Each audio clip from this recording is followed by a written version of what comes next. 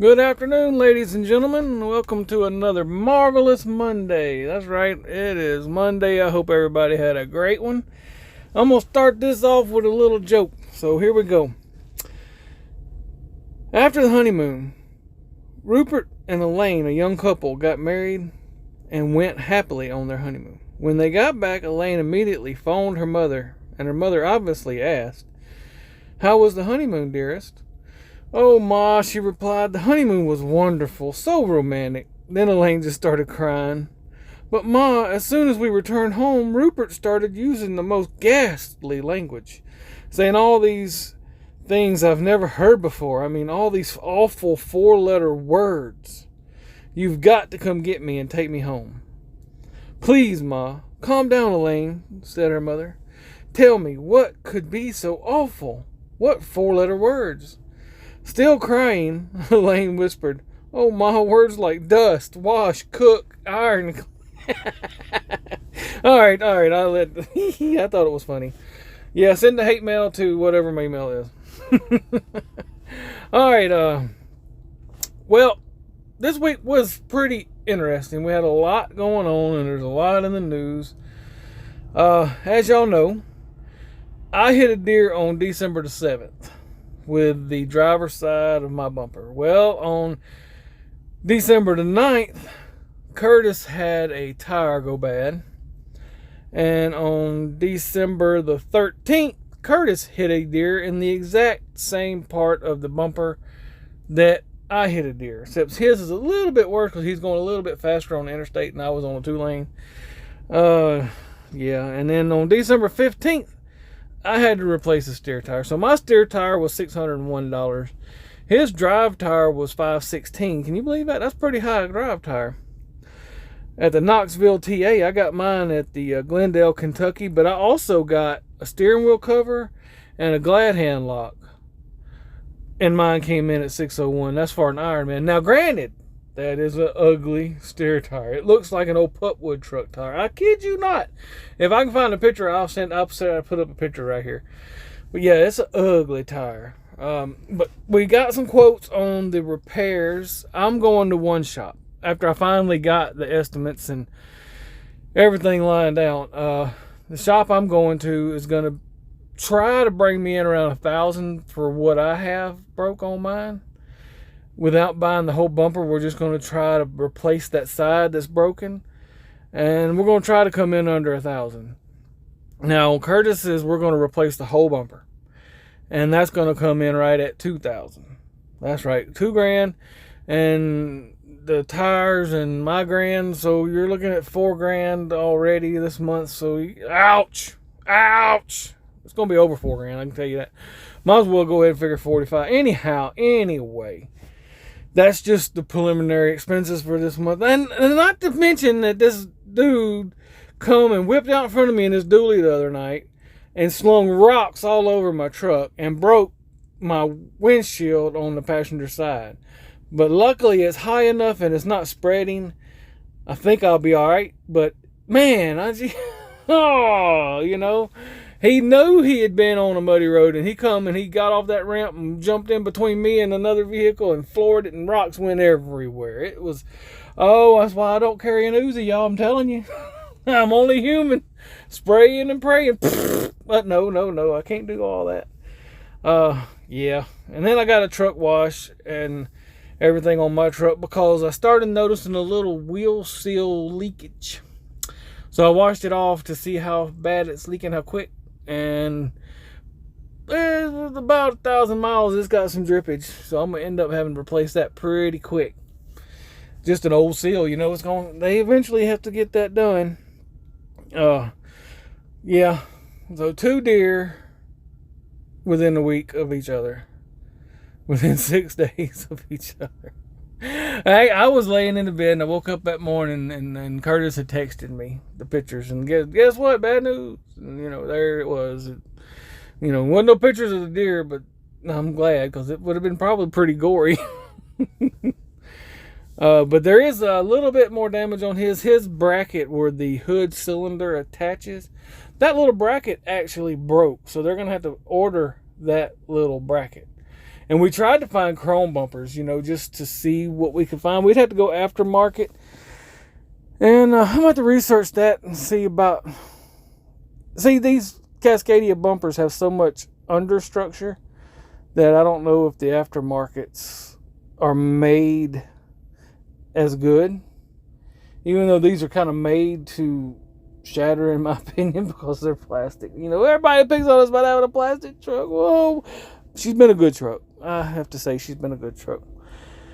Well, this week in the news, y'all, Central Freight Lines is shutting down. December 13th, 2,100 employees.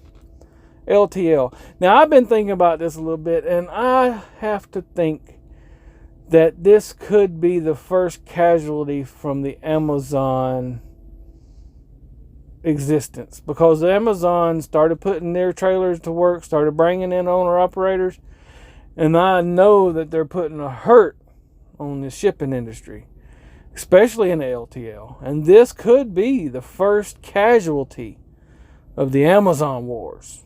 Just my thinking, but what do I know? I'm just an old country truck driver trying to make $1. Whoop, whoop. And the next thing in this news is there's a driver that got 110 years for killing 4 people in an accident. That happened. The verdict come down on the 13th, I believe. Y'all, that's a lot. But everybody that was responsible for training him and getting him up to par to drive that truck carries a level of culpability. It should not fall completely on him. From what I've read in the story, there should be some culpability coming from the company and from the training, because he did not get it in gear going down, supposedly, and he didn't use the ramps. But 110 years, I don't know. When you start talking about traffic fatalities, I know the results of what would happen if it was my family. I don't know if y'all can relate, but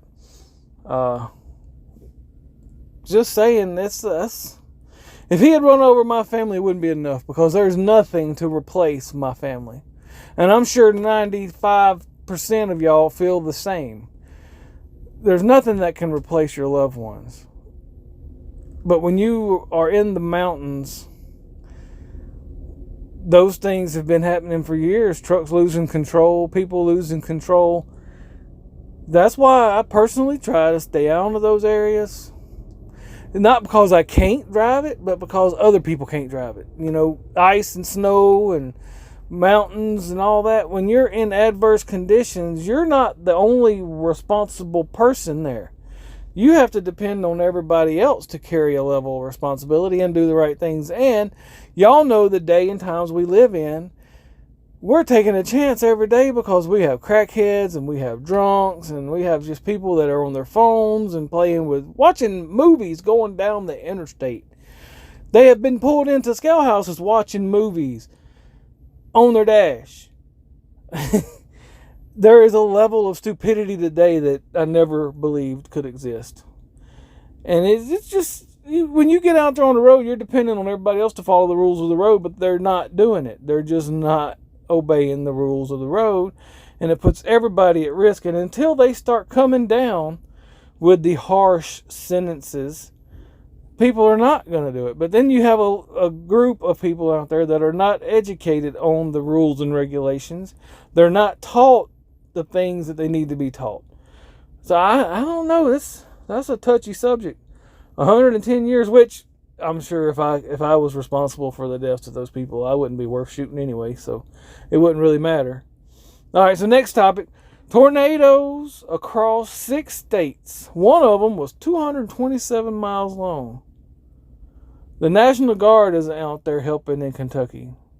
I'm not even sure how many people that they have calculated to be deceased because of this storm that went across the 6 states this week. That was awful. I mean, it looked like a bomb went off, and this thing stayed on the ground for so long. Even old trucker's coach was right up there by it. His family had damages and everything. That's awful. Praying for all y'all, coach, and all y'all that have been affected by that storm. It's a bad deal. And then finally, there was some high wind storms. that came across the Midwest, toppling over trucks and everything. Y'all, there's some videos that's come out over those trucks toppling and everything. I don't know if I love to run the western states because they're wide open and they're beautiful. But when you start talking about those high winds, if you're in a dry van and you're lightweight and you have skirts on that trailer, you're at high risk. Now, to drive a flatbed across would be a lot better, because you don't have as much surface area for the wind to get a hold to and topple your rump. But hey, that's the scary things when you start talking about the weather, wind blowing you over, and there ain't nothing you can do about it. Because, if you roll one of these big trucks, it is very hard to get a job after that. I mean, it can be career ending. So if you're in those high wind areas, especially when you're coming over a rise like a bridge or something and there's nothing to block the wind on either side, be prepared. Be watching the guys in front of you. If they're rocking and rolling, you need to be ready to do what you got to do to keep that truck from rolling over. And sometimes there just ain't nothing you can do except ride it out. And that's a bad deal. That is a bad deal. Now, as far as what me and Kurt did this week, hold on just one second. All right, old Curtis, he got to go from Louisiana to Morristown, Tennessee. And then in Tennessee, he went to Sterling, Illinois. And then from Illinois, I believe he eased over to Iowa. And then from Iowa, he went down toward New Caney, Texas. That ain't too bad of a run. I mean, he come up with a pretty good run that week. And as far as me, I went up to Columbus, Ohio, picked up 18 miles down the road, and then came right back to Mississippi, which is where I'm at now. And then I'm fixing to ease over to Louisiana, right across the line there, and pick up a load that's going to deliver in Missouri on Monday. So I'm going home for 48 hours, and then I'm going to head out to Missouri. And I'm kind of looking at them loads up there around Missouri, and man, the rates is looking pretty all right. Pretty all right. Now, the key is, if I deliver on the 20th, I need to pick up on the 20th and deliver on the 21st. Pick up on the 21st and then deliver on the 22nd, 23rd at the latest, because I want to be home for Christmas Eve and Christmas. I'm going to get me 4 days off. And then I'm going to come out and run 3 or 4 days and then take another few days off, because I got some stuff planned for New Year's Eve. I'm planning on burning a pile, watching the Hogs play on New Year's Day. Boy, I tell you, it's going to be all right. It's going to be fun. I like to watch them old Razorbacks. They done pretty good this year. Old Coach Sam Pittman, he's had it going. I'm hoping that he had some good luck recruiting this year. And his recruiting's going to get better and better. But if he recruited some pretty good guys this year, so with what he's been working with and what he's gaining, I think we stand to at least get in another bowl next year, if not even do better than what we did this year. I mean, we put up some good numbers and we fought some good teams. We have one of the hardest schedules in college football. SEC is where it's at, y'all. If you can't make it in the SEC, you might as well quit playing ball. That's what I'm talking about. But anyway, that's about all for this week. I just wanted to let y'all know about our week and about how the business is going. And y'all check out my TikTok over there. It's Go Sanders LLC. I got some stuff on there a lot of y'all might be interested in, especially when it comes to being an owner-operator. But with all that being said, also check out our internet site. It's sandersllc.net. God bless. We will catch y'all on the next ride.